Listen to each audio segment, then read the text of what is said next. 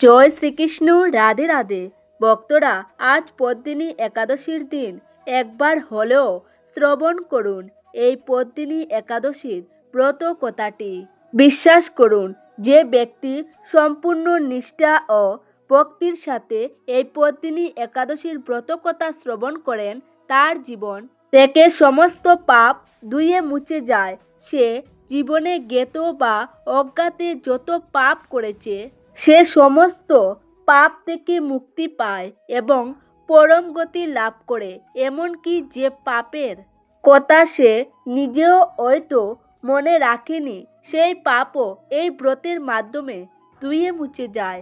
তাই ভক্তরা, আপনারা সকলেই শান্ত মনে এই একাদশীর ব্রত কথাটি শ্রবণ করুন।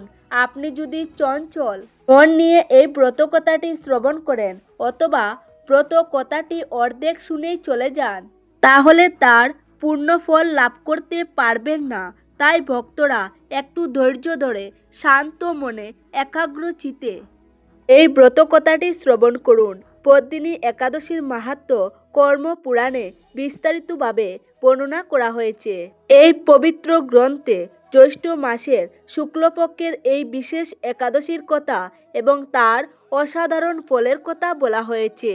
পুরাণের কাহিনী শুরু হয় মহারাজ যুধিষ্ঠির ও ভগবান শ্রীকৃষ্ণের একটি সংলাপের মাধ্যমে। একদিন মহারাজ যুধিষ্ঠির ভগবান শ্রীকৃষ্ণের কাছে জিজ্ঞাসা করলেন, এ জনার্দন, হে প্রভু, জ্যৈষ্ঠ মাসের শুক্লপক্ষের একাদশীর নাম কি? এই ব্রত পালন করলে কি হয় এবং এর বিধি বিধান কি? এই সমস্ত কথা আমার কাছে বিস্তারিতভাবে বর্ণনা করুন।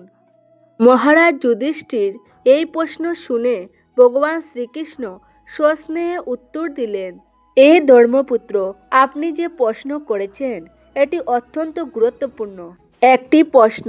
আপনার এই প্রশ্নের উত্তর দিতে পারলে আমি নিজেও আনন্দিত হই। এই ব্রতের মাহাত্ম্য বর্ণনা করতে গিয়ে স্বয়ং ভগবান শ্রীকৃষ্ণ ধর্মরাজ যুধিষ্ঠিরকে বলেছিলেন, এ রাজন, কার্তিক মাসে পুষ্কর তীর্থে স্নান করার যে পূর্ণ, মাঘ মাসে মকর সংক্রান্তির সময়ে প্রয়াগরাজের ত্রিবেণী সঙ্গমে স্নান করার যে পূর্ণ, কাশীতে শিবরাত্রির কঠোর ব্রত পালন করার যে পূর্ণ এবং গয়া তীর্থে পিতৃদের জন্য বিধি মেনে পিণ্ডদান করার যে পূর্ণ, এই সমস্ত পূর্ণ শুধুমাত্র একটি পদ্মিনী একাদশীর ব্রত পালন করলেই সহজেই লাভ করা যায়। এরপর মহর্ষি বৈশিষ্ট্য একটি পৌরাণিক কাহিনীর মাধ্যমে পদ্মিনী একাদশীর মাহাত্ম্য বর্ণনা করতে শুরু করলেন। এই কাহিনীটিতে অত্যন্ত শিক্ষণীয় এবং হৃদয়গ্রাহী। এই কাহিনী শুনলে মানুষ বুঝতে পারে যে ভগবানের কৃপা কতটা অসীম, কত অপরিসীম এবং তার দয়ার কোনো সীমা নেই। ত্রেতা যুগের কীর্তিবীর নামে এক রাজা মহিষমর্তিপুরে রাজত্ব করতেন। তিনি অত্যন্ত পরাক্রমশালী এবং প্রজাপালক ছিলেন। বহু রানী থাকা সত্ত্বেও তিনি কারুর কাছ থেকে সন্তানের সুখ লাভ করতে পারেননি।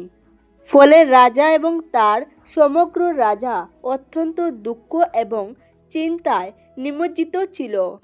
সন্তান লাভের প্রবল আকাঙ্ক্ষায় রাজা তার প্রিয় এবং অত্যন্ত বুদ্ধিমতী স্ত্রী রানী পদ্মিনীকে সঙ্গে নিয়ে সমস্ত রাজ্যভার মন্ত্রীদের হাতে সমর্পণ করে মন্দার পর্বতে কঠোর তপস্যা করতে চলে যান। সেখানে রাজা হাজার হাজার বছর ধরে অন্ন জল ত্যাগ করে কঠোর তপস্যা করেন। তিনি কেবল বায়ু গ্রহণ করে জীবন ধারণ করতেন, কিন্তু তবুও সন্তানের প্রাপ্তি হলো না এবং তার শরীর কঙ্কালসার হয়ে গেল। নিজের স্বামীকে এত কষ্টে অসহায় অবস্থায় দেখে রানী পদ্মিনী অনুসূয়ার কাছে এর উপায় জানতে চাইলেন এবং তার চরণে প্রণাম করলেন। মহাসাধ্বী অনুসূয়া তার দিব্য জ্ঞানে সব কিছু দেখে রানীকে সান্ত্বনা দিয়ে বললেন, এ প্রতিব্রতা রানী, তুমি একটুও চিন্তা করো না। তুমি জ্যৈষ্ঠ মাসের এই পবিত্র এবং দুর্লভ অধিক মাসের শুক্লপক্ষের বিশেষ একাদশীর সম্পূর্ণ বিধিবিধান ও ভক্তির সঙ্গে পালন করো, কারণ এটি পুরুষোত্তম ভগবান বিষ্ণুর অতি প্রিয় তিথি। রানী পদ্মিনী মহাসাধ্যী অনুসূয়ার কথা মতো অত্যন্ত নিষ্ঠার সঙ্গে এই একাদশীর কঠোর ব্রত পালন করলেন। নির্জলা থেকে ভগবান বিষ্ণুর আরাধনা করলেন এবং সারা রাত কীর্তন করতে করতে জাগরণ করলেন।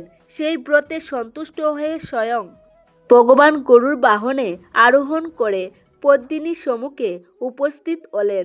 ভগবান বললেন, এই ভদ্রে, আমি তোমার ব্রতে প্রসন্ন হয়েছি। পুরুষোত্তম মাসের সমান কোনো মাস আমার প্রিয় নয়। এই মাসের একাদশী আমার প্রিয়। তুমি সেই ব্রত যথাযথভাবে পালন করেছ, তাই আমি তোমার ইচ্ছানুরূপ বর প্রদান করব। তখন রানী পদ্মিনী অত্যন্ত বিনয়ের সঙ্গে নিজের স্বামীর জন্য এমন এক পুত্রের বর চাইলেন যে পৃথিবীতে অজেয় হবে। এরপর রাজা পত্নীসহ গৃহে ফিরে গেলেন। এরপর ভগবান বিষ্ণুর আশীর্বাদে রাজা এবং রানী পদ্মিনী অত্যন্ত পরাক্রমশালী, তেজস্বী এবং সর্বগুণ সম্পূর্ণ পুত্র লাভ করলেন। তিলুকে তার সমান কোনো বীর ছিল না। মহারাজ তার পুত্রের নাম রাখে কার্তবীর্য। অর্জুন, তিনি এতটাই শক্তিশালী ছিলেন যে নিজের আজার হাতের বল দিয়ে রাবণের মতো মহাপরাক্রমশালী রাক্ষসকেও বন্দী করেছিলেন। এই মহান এবং প্রাচীন কাহিনী থেকে আমরা অমূল্য শিক্ষা পাই যে অধিক মাসের পদ্মিনী একাদশী ব্রত জীবনের সবচেয়ে অসম্ভব এবং দীর্ঘদিনের অপূর্ণ মনোবাসনাকেও ভগবানের কৃপায় খুব সহজেই পূর্ণ করে দেয়। পদ্মিনী একাদশী শুধু একটি উপবাসের দিন নয়, এটি একটি আধ্যাত্মিক শুদ্ধির যাত্রা। এটি নিজেকে ভগবানের কাছে সমর্পণ করার দিন। এটি পাপের অন্ধকার থেকে পুণ্যের আলোর দিকে এগিয়ে যাওয়ার দিন। এই পবিত্র ব্রত পালনের মাধ্যমে আমরা আমাদের অন্তরকে পরিশুদ্ধ করি, আমাদের জীবনকে ভগবানের কাছে নিবেদন করি এবং আধ্যাত্মিক উন্নতির পথে এগিয়ে যাই। এই কাহিনী থেকে আমরা একটি অত্যন্ত গুরুত্বপূর্ণ শিক্ষা পাই। কেউ যদি সারা জীবন পাপের পথে হেঁটে থাকে, তবু ভগবানের করুণার কোনো সীমা নেই। ভগবান সর্বদা তার সন্তানের জন্য ক্ষমার দ্বার খোলা রেখেছেন। যে মানুষ সত্যিকার অর্থে অনুতাপ করে এবং ভগবানের শরণে আসে, ভগবান তাকে কখনো নিরাশ করেন না। পদ্মিনী একাদশী সেই সুযোগই আমাদের দেয়, নিজের পাপের ভার নামিয়ে রেখে ভগবানের চরণে সম্পূর্ণভাবে আত্মনিবেদন করার সুযোগ। যে ভক্ত ভক্তি ভরে শ্রদ্ধা সহকারে এবং শাস্ত্রীয় নিয়ম মেনে পদ্মিনী একাদশী ব্রত পালন করেন, তার পারিবারিক জীবনের সুখ ও শান্তি বৃদ্ধি পায়, জীবনের সকল বাধা ও বিপদ দূর হয় এবং ভগবানের অপার কৃপা তার উপর সর্বদা বর্ষিত হতে থাকে। এই পদ্মিনী একাদশীর দিন তামসিক আহার ও নেশা থেকে দূরে থাকতে হবে। পেঁয়াজ, রসুন, মাছ, মাংস বা যে কোনো ধরনের নেশাজাতীয় দ্রব্য এই পবিত্র দিনে স্পর্শ করা উচিত নয়। এই ধরনের তামসিক খাবার মনকে অপবিত্র করে এবং পবিত্রতা নষ্ট করে। যদি কেউ এই দিনে নেশা করেন বা তামসিক খাবার গ্রহণ করেন, তাহলে তার ব্রতের কোনো ফলই পাওয়া যায় না। দ্বিতীয় নিষিদ্ধ বিষয় হলো চুল ও নখ কাটা। একেবারেই উচিত নয়। একাদশীর দিন চুল কাটা, দাড়ি কামানো, নখ কাটা বা শরীরের কোনো অঙ্গে কৌর ব্যবহার করা শাস্ত্র মতে অশুভ বলে গণ্য করা হয়। শাস্ত্রে বলা হয়েছে এর ফলে পরিবারের অমঙ্গল হতে পারে। তাই আগের দিন অর্থাৎ দশমীতে এই কাজগুলো সেরে নেওয়া ভালো। তৃতীয় নিষিদ্ধ বিষয় হলো দিবানিদ্রা বর্জন করতে হবে। একাদশীর দিন বেলা করে ঘুমানো বা দিনের বেলায় ঘুমানো একদমই উচিত নয়। শাস্ত্রে বলা হয়েছে যে একাদশীর দিন দিবানিদ্রা দেন, তিনি ব্রতের ফল থেকে বঞ্চিত হন। এই মূল্যবান সময়টি অলসতায় না কাটিয়ে ভগবানের নাম স্মরণে, ধর্মগ্রন্থ পাঠে বা সৎ কাজে ব্যয় করা উচিত। একাদশীর দিন ভগবানের জন্য এই 3টি বিশেষ কাজ করুন। এই 3টি কাজ যদি আপনি একাদশীর দিন করতে পারেন তাহলে ভগবানের বিশেষ কৃপা আপনার উপর বর্ষিত হবে। প্রথম কাজ হলো তুলসীর সেবা বা আরতি করা। ভগবান শ্রীবিষ্ণুর অত্যন্ত প্রিয় হলো তুলসী। তুলসীকে বলা হয় বিষ্ণু প্রিয়া, কারণ ভগবান বিষ্ণু তুলসীকে অত্যন্ত ভালোবাসেন।